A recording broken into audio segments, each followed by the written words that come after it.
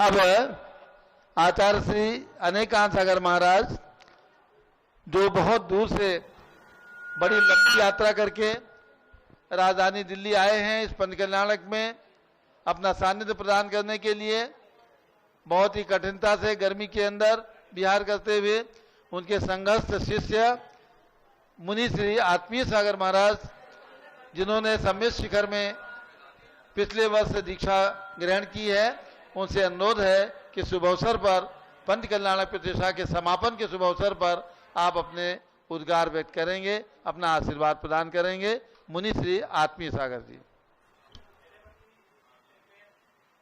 जय बोलो प्रथम तीर्थंकर देवादिदेव श्री ऋषभदेव भगवान की जय। प्रथम चक्रवर्ती भरत सिद्ध परमेष्ठी भगवान की जय। प्रथमाचार्य आचार्य श्री शांति सागर मुनि महाराज की जय। जय बोलो परम पूज्य सप्तम पट्टाचार्य परंपरा गौरव चारित्र शिरोमणि दीक्षा प्रदाता गुरु श्री सप्तम पट्टाचार्य अनेकांत सागर मुनि महाराज की जय। धर्म सर्व सुखा करो हित करो धर्मं बुधाश्चिन्वते धर्मे नैव समाप्यते शिव सुखम धर्माय तस्मै नमः। गौतम गंध स्वामी ने वीर भक्ति में ये पंक्तियां जो कही है, अगर हम भरत चक्रवर्ती का जीवन देखते हैं या किसी भी महापुरुष का जीवन देखते हैं तो ये सार्थक होती है। ज्ञानमती माता जी की प्रेरणा से अभी जो पंचकल्याणक महोत्सव संपन्न हुआ, प्रथम चक्रवर्ती भरत स्वामी जी का, वो एक अद्भुत और जैन संस्कृति का विशेष महत्वपूर्ण ऐसा पंचकल्याणक था जिसमें स्वामी रविंद्र कीर्ति जी और चंदनामती माता जी का विशेष योगदान हमेशा की तरह था और हमारे परम पूज्य सप्तम पट्टाचार्य आचार्य अनेकांत सागर जी का विशेष सानिध्य भी था। इस पंचकल्याणक के पीछे ज्ञानमती माता जी की बड़ी ही दूरदृष्टिता दिखाई देती है, क्योंकि इस पंचकल्याणक के माध्यम से माता जी ने यह पूरी दुनिया में दिखा दिया है कि भारत की संस्कृति कितनी प्राचीन है, भारत में जैन संस्कृति कितनी प्राचीन है, कितनी अनादि निधन है। क्योंकि भरत चक्रवर्ती के नाम से ही इस देश का नाम भारत हुआ है। इसके जो अपने जैन पुराणों में प्रमाण है और इसके अलावा हिंदू धर्म में भी जो प्रमाण है वेद आदि में, वह सब ढूंढ करके निकाल करके माता जी ने संकलित किए हैं और इस पंचकल्याणक के माध्यम से उन्होंने जो भरत चक्रवर्ती की प्रतिमा यहाँ दिल्ली में, भारत देश की राजधानी में कनॉट प्लेस में, जो कि दिल्ली का सेंट्रल प्लेस है, वहाँ विराजमान करके पूरे देश में और दुनिया में शंखनाद किया है कि भाई देखिए, इस देश का नाम हमारे जैन धर्म के ऋषभदेव भगवान के प्रथम पुत्र प्रथम चक्रवर्ती भरत के नाम से हुआ है। भरत चक्रवर्ती के नाम से हुआ है, इसलिए जैन धर्म काफी प्राचीन है और यह भी दिखलाता है कि भरत चक्रवर्ती ने कितनी कुशलता से पूरे 6 खंड पर राज्य संचालन किया था, कितने धार्मिकता से लोगों का पालन पोषण किया था, कितना वैभव था उनके पास, और इसके साथ ही कितने न्याय पूर्ण तरीके से वर्ण व्यवस्था करके उन्होंने इस राज्य को, इस देश को, इस पृथ्वी को संचालित किया था। और अंत में पूरा इतना वैभव होकर भी, इतनी सुख संपदा होकर भी, उन्होंने धर्म का सार जो मोक्ष है, जीवन का सार जो सिद्ध पद है, उसे प्राप्त करने के लिए दिगंबर दीक्षा धारण करके अंतर मुहूर्त में ही केवल ज्ञान प्राप्त कर लिया था और मोक्ष प्राप्त किया था। मतलब भरत चक्रवर्ती का जीवन यह दिखलाएगा दुनिया को कि केवल भौतिक सुख ही अंतिम लक्ष्य नहीं है, हमें न्यायपूर्ण रीति से राज्य को चलाना चाहिए, धर्म से जीवन व्यापन करना चाहिए और अंतिम लक्ष्य मोक्ष प्राप्ति ही होना चाहिए। इसके लिए संपूर्ण भौतिकता का त्याग करके दिगंबर दीक्षा धारण करके हमें दिगंबर दीक्षा धारण करके आत्म कल्याण करना चाहिए। और अंतर मुहूर्त में जिन्हें केवल ज्ञान होता है उसके जीवन के बारे में भी लोग सोचने के लिए मजबूर हो जाएंगे। चक्रवर्ती के पास इतना वैभव, इतनी संपदा, कहते हैं कि जिसके पास ज्यादा परिग्रह होगा, अति परिग्रह होगा तो नरक में जाएगा। चक्रवर्ती से ज्यादा किसी के पास वैभव है ही नहीं, फिर भी उन्हें अंतर मुहूर्त में केवल ज्ञान हो गया।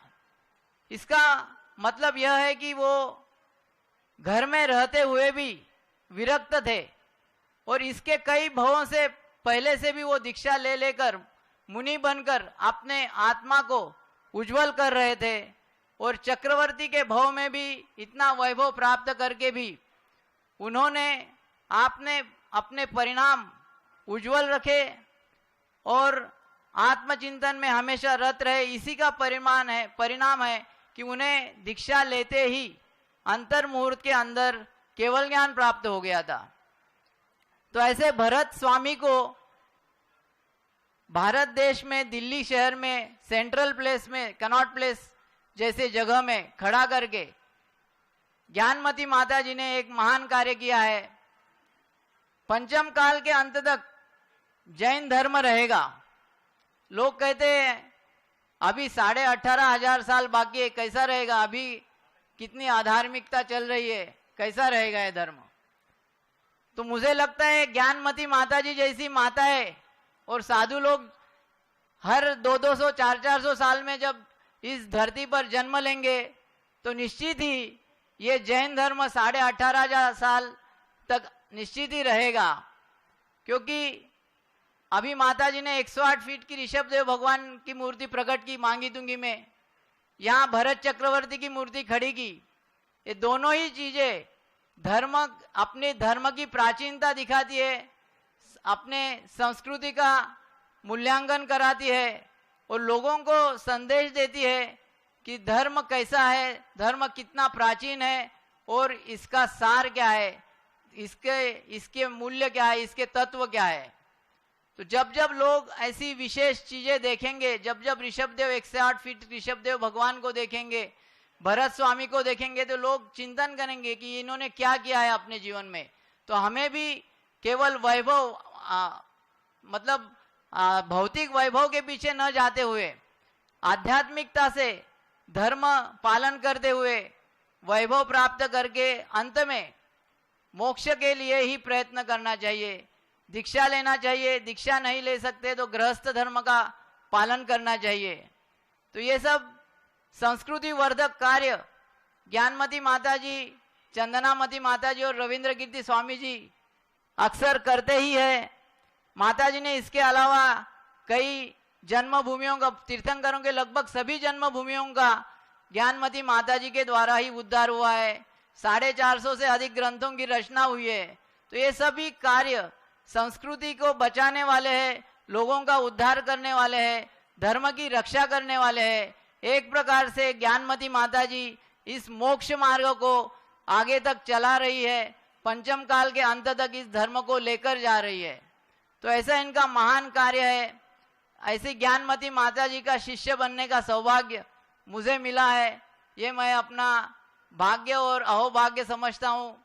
और आचार्य श्री वीर सागर जी महाराज जो प्रथम पट्टाचार्य हुए आचार्य शांति सागर जी के, उनके वंशज में जन्म लेने का भी मुझे सौभाग्य मिला।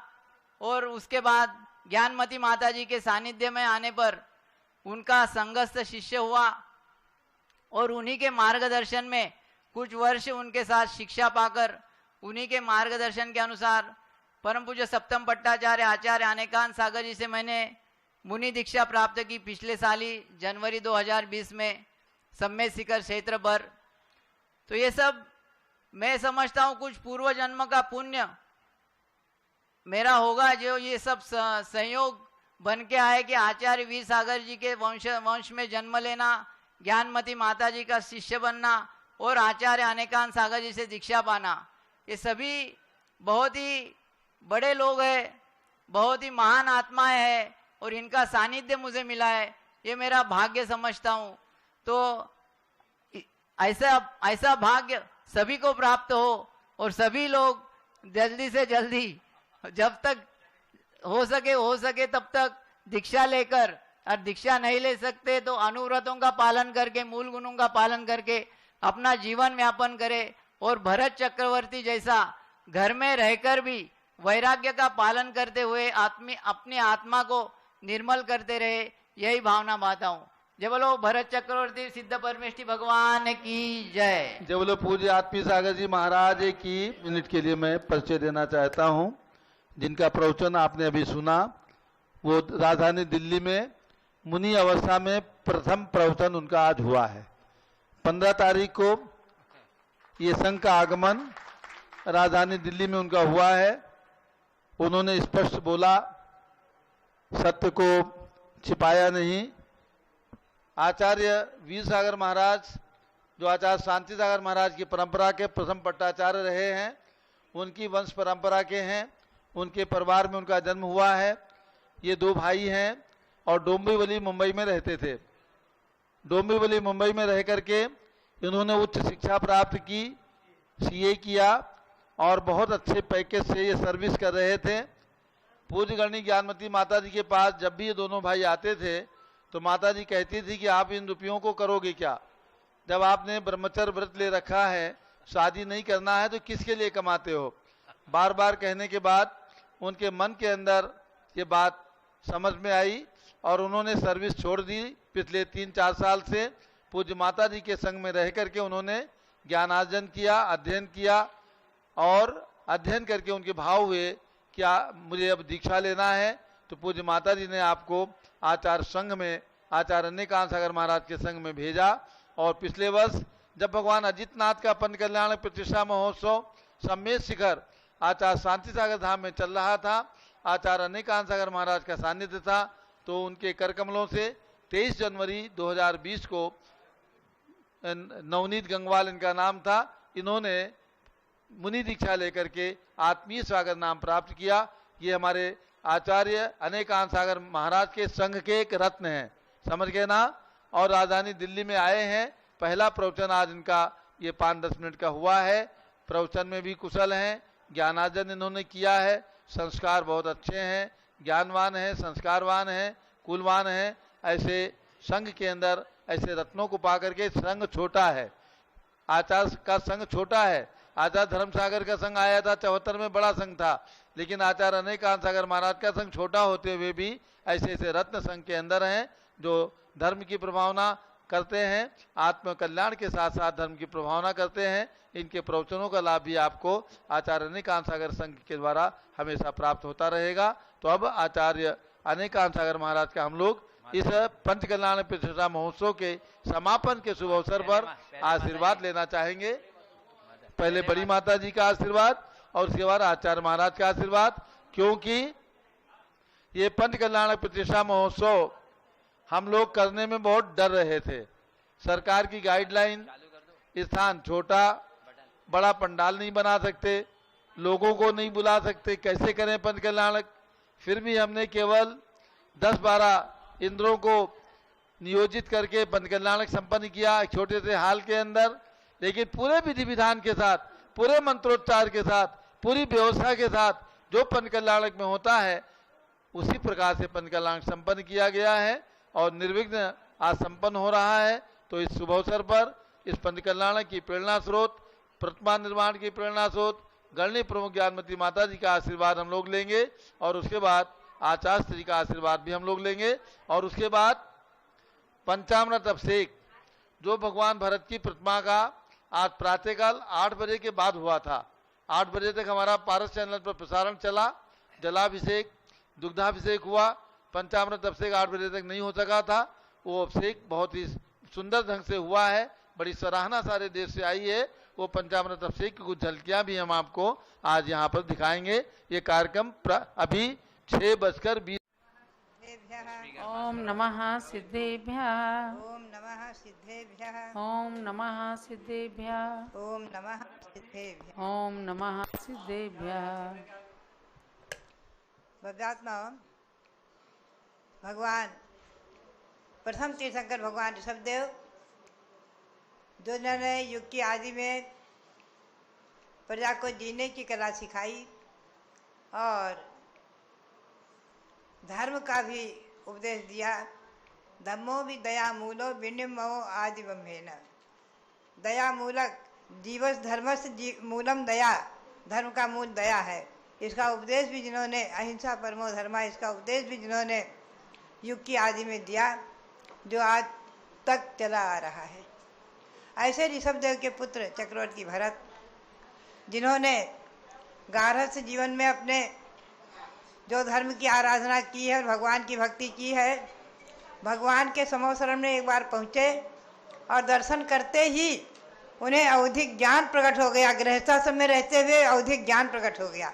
ऐसे परिणाम की विशुद्धि जिनके होती थी, भगवंतों के दर्शन करते सकते, भगवान के दर्शन करते ही जिनके औधिक ज्ञान प्रकट हो जाए गृहस्थाश्रम में रहते हुए, कितनी विशेष बात है। ऐसे चक्रवर्ती भरत पुनः दीक्षा लेते ही उन्हें मना परे ज्ञान प्रकट हुआ और तत्क्षणिक केवल ज्ञान प्रकट हो गया।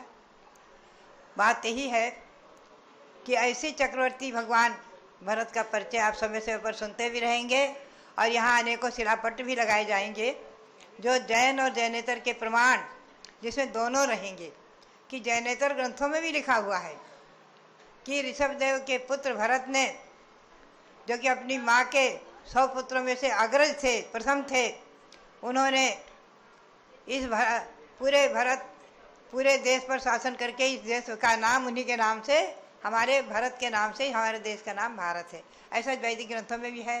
ये सब शिलापट यहाँ लगेंगे और आप सबको तो क्या, तमाम पर्यटक विदेशों के भी जो आएंगे वो भी पढ़ कर के और इतिहास से अवगत होंगे।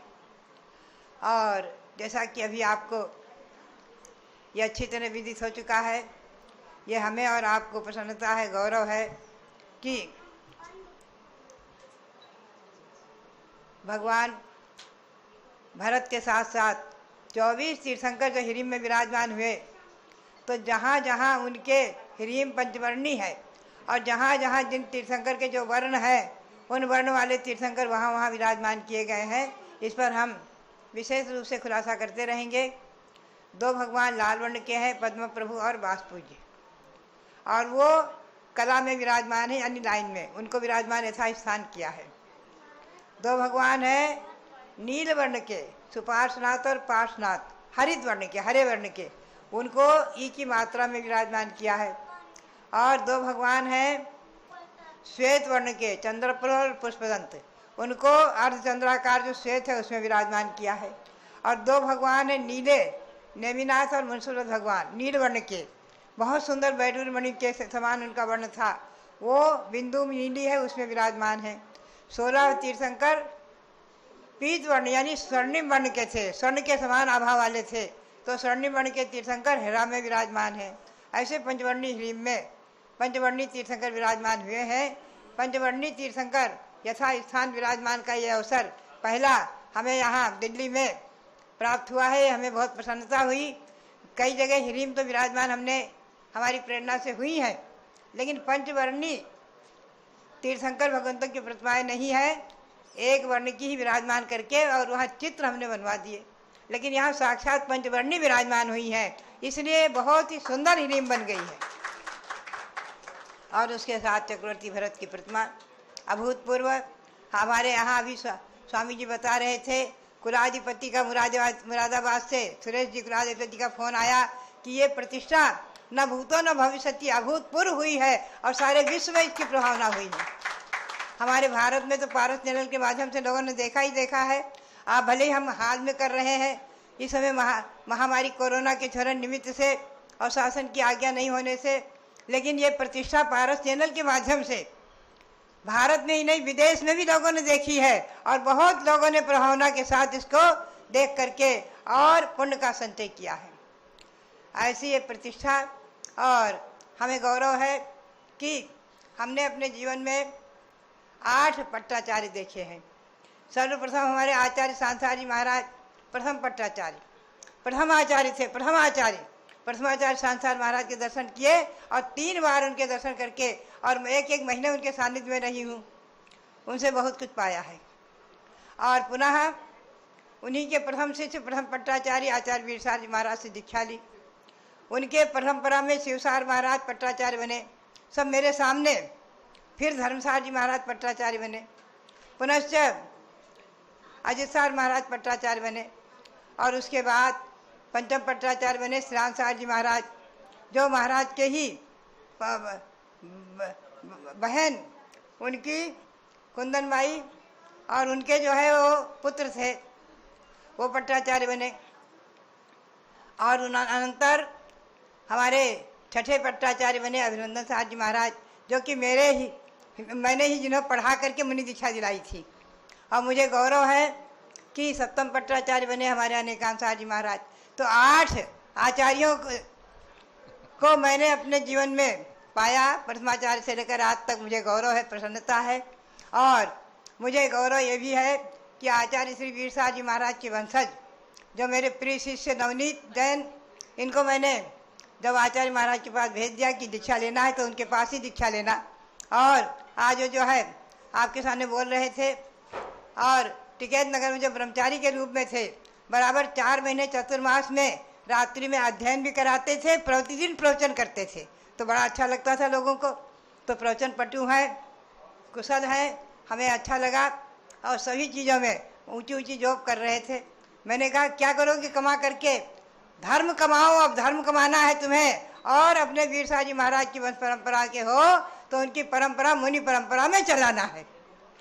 तो मुझे गौरव है। और हमारे अनुपम सागर जी भी हैं, ये बहुत पुराने हैं और अच्छे हैं, कुशल हैं। तो बात यही है कि भले ही संघ छोटा हो, लेकिन सब एक से एक रत्न है, महान है, विशेष हैं। और आचार्य महाराज कहते थे हीरा बहुत मूल्यवान होता है तो भले कम हो, तिजोरी में बंद करके उसको 7 पुड़िया में रखते हैं, लेकिन वो हीरा तो हीरा ही रहेगा। वो अपने आप में बहुत कीमती होता है, कम होते हुए भी कीमती होता है। तो हमेशा इस बात को ध्यान में रखें। तो आज ह्रीम की प्रतिष्ठा और 9 देवताओं की प्रतिष्ठाएं भी हुई। 2 प्रतिमा है, एक पाषाण में है 9 देवता, एक अभी आप अभिषेक देख रहे थे। और भी रजत 24, चांदी की 24 2 हुई। और भी अनेक प्रतिमाएं प्रतिष्ठित हुई हैं। मेरे को लगता है लगभग 100 प्रतिमाएं हो गई होंगी, ज़्यादा हो गई हैं। और भरत स्वामी की प्रतिमाएं तो लगभग 50 हो गई हैं, जो लोग अपने अपने मंदिरों में विराजमान करेंगे। जगह जगह तीर्थों पर विराजमान होंगी, छोटी छोटी 9-9 इंची की, 7-7 इंची की। तो बात यही है, ये अपने आप में एक प्रतिष्ठा अभूतपूर्व हुई है, न भूतो न भविष्यति। ऐसी प्रतिष्ठा जो हुई अभूतपूर्व हुई है। और ये भरत स्वामी हमारे भारत के ही नहीं, सारे विश्व के ही नहीं, 3 लोक के नाथ हैं। और सारे विश्व में इनका एक छत्र साम्राज्य रहा है कभी, और आज भी इनका नाम सारे विश्व में एक ही नाम विशेष रूप में रहेगा कि राजधानी में विराजमान भरत चक्रवर्ती की प्रतिमा राजधानी में विराजमान है। इतनी बड़ी विशाल 31 फुट, ये गौरव। और मैं समझती हूँ कि यहाँ के हमारे अतुल जैन आदि ये जो है कर्मठ कुशल व्यक्ति, इनका पुण्य जागृत हुआ और सहसा मेरे पास पहुँचे। और मेरे मुँह से निकला ह्रीम की प्रतिमा। फिर मैंने कहा भरत चक्रवर्ती को खड़े कर दो राजधानी में। एक शब्द पर उन्होंने स्वीकार किया और ये स्वामी जी ने हाथ के हाथ सब कार्य संपन्न करा दिए। तो उनके लिए, स्वामी जी के लिए बहुत बहुत मेरा मंगल आशीर्वाद। आज मैं चिंतन कर रही थी कि मेरी माँ जन्मदात्री माँ रत्नवती ने मुझे ऐसा रत्न दिया है कि जो मेरे मुंह से निकलते ही मेरी बात को अब पूर्ण कर देते हैं और सारे विश्व में धन की प्रभावना हो जाती है। तो ऐसे ही जो रत्नारिका चंदावती जी, तो बात यही है कि और उन्हीं रत्नवती जी के ही संतान में हमारे कैलाश चंद जी, जिनके पौत्र अध्यात्म जैन सौधरविंद बनने का सौभाग्य प्राप्त किया। तो बात यही है कि माता रत्नवती, उनके अनंत उपकारों का भी मैं स्मरण कर रही थी कि जिनके पुण्य प्रभाव से, जिनके संस्कारों से संस्कारित आज हम लोग जो है अच्छी तरह से धर्म के संस्कार में, धर्म के मार्ग में लगे हैं।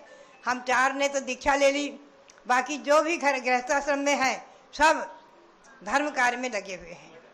आप यहाँ देखते हैं हमारी सुगंधा, ये सुभा, ये सब बैठी है सामने बालिकाएं, ये सब जो है अपने अपने धर्म कार्य में सब जगह अपने अपने क्षेत्र में आगे रहती हैं, हर कार्य में आगे हो जाती हैं, तो हमें गौरव होता है, प्रसन्नता होती है। हमारी सुभा जो है वो ज्ञान देशना पत्रिका भी चलाती है। तो बात यह है कि ये कुछ मैं समझती हूँ माता मोहिनी ने जो दूध पिलाया, वो दूध के साथ अमृत पिलाया और उसके साथ धर्म रूपी अमृत पिलाया। धर्म रूपी अमृत को जो पिलाया है, वही संस्कार उन्होंने जो दिए हैं, वो एक एक बालक में भी सब अच्छी तरह से भरे हुए हैं। ये उनके अनंत उपकारों का मैं आज स्मरण कर रही थी। तो बात यही है कि आचार्य श्री सांसार जी महाराज के उपकार, जिन्होंने मुझे आचार्य वीर साहब जी महाराज से आर्य का दीक्षा लेने की आज्ञा दी, उनके अनंत उपकार, पुनश्च जन्मदात्री माँ के उपकार कि जिन्होंने मेरी दीक्षा से मुझे सहयोग दिया था, वो कभी हम आपको सुनाएंगे। पूरे अवध प्रांत की जनता का, लखनऊ का, कानपुर का घोर विरोध था। पुलिस ला गई थी जब मैं दीक्षा लेने के लिए तैयार थी। उस समय इतना विरोध हुआ था, लोग पुलिस बुला लाए, पकड़ कर ले जाओ लड़की को, बंद कर दो। हमारे परिवार के लोगों ने कहा खबरदार अगर कोई हाथ लगाएगा। पुनश्च हमारी माँ ने लिख कर के पत्र आचार्य महाराज को स्वीकृति दिया, महाराज इसे दीक्षा दे दीजिए, मेरी आज्ञा है। तो बहुत बड़ा उपकार मेरी माँ ने मुझ पर किया है। बात यही है कि ऐसी माँ ने स्वयं दीक्षा लेकर के, और यहाँ राजा बाजार के मंदिर में वो बरसों रही हैं, हम और वो बरसों रहे राजा बाजार के मंदिर में। का हमारी पुराने महिलाओं को, पुराने लोगों को याद होगा, राजा बाजार के मंदिर में हम लोग, रत्नमती माता जी मेरी जन्मदात्री माँ और हम लोग पहले रहे हुए हैं। सन 75-76 में, सन 80 में रहे हुए हैं, 82 में, 85 में उनका समाधि मरण हुआ है। तो बात यही है कि उन्होंने स्वयं हम लोगों को संस्कारित करके और पुनः दीक्षा लेकर के आर्यिका पद को 13 वर्ष तक पालन किया है। ये बहुत गौरव की बात है, ये बहुत महिलाओं के लिए बड़ा गौरव है। हमारी महिलाओं को उनसे बहुत बड़ी शिक्षा लेनी चाहिए। और हमारे आचार्य संघ का यहाँ आगमन और इस प्रतिष्ठा का निर्विघ्न संपन्न होना, ये सब भगवान ऋषभदेव की कृपा प्रसाद से, भगवंतों की कृपा प्रसाद से सब निर्विघ्न आनंद संपन्न हुआ। ये सबसे बड़ी प्रसन्नता का विषय है। और आगे इसी प्रकार से श्री भरत चक्रवर्ती और हिरिम के द्वारा इनके दर्शन से 100 गुणी नहीं अनंत गुणी प्रभावना होती रहे। दिगंबर जैन शासन विश्व में प्रभावना को प्राप्त होता रहे। अहिंसा परमो धर्म की विजय पताका फहराती रही। इसी भावना के साथ पुनश्च जैन सभा वाले को, हमारे अतुल जी को और सब वहाँ के कार्यकर्ता जो भी राकेश जी, विनोद जी आदि हैं, सबके लिए बहुत बहुत मंगल आशीर्वाद है। ये लोग भी बहुत बड़े, समझ लीजिए कि आशीर्वाद के लिए बहुत बड़े पात्र हैं। बहुत बहुत मंगल आशीर्वाद है कि जिन्होंने एक शब्द पर हमारी आज्ञा का पालन करके आज ये तीर्थ बना दिया, ये तीर्थ बन गया। जब ये समझ लीजिए मुंबई एक तीर्थ था, उस तीर्थ के लिए मैं दर्शन करने चली गई थी मांगी तुंगी से। वहाँ ऋषभदेव खड़े थे, ऋषभदेव भरत बाहुबली, और आज दिल्ली तीर्थ बन गया आपका। तो ये गौरव है, प्रसन्नता है। इस प्रकार से ये सभी के लिए आचार्य महाराज को नमन करते हुए और सभी आप सबके लिए बहुत बहुत मंगल आशीर्वाद। हमारे कर्मयोगी रवि कीर्ति जी के लिए, आर्यिका चंद्रावती जी के लिए, जो इन्होंने बहुत सहयोग करके और रातों रात जगकर खूब कार्यक्रम निर्विघ्न संपन्न कराया, सबके लिए। और जितने भी आप लोग यहाँ उपस्थित हैं सबके लिए, और जो अनुपस्थित हैं और सबके लिए बहुत बहुत मंगल आशीर्वाद। सबके लिए बहुत बहुत मंगल आशीर्वाद।